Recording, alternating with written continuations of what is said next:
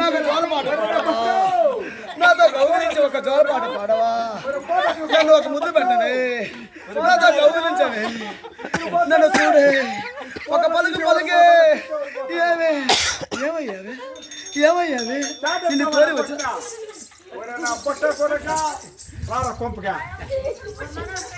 ఓయ్ ఇద్దరు పోస్తారు, బేడీలు వేసుకుంటారు, మీ మేనమామలు వస్తారు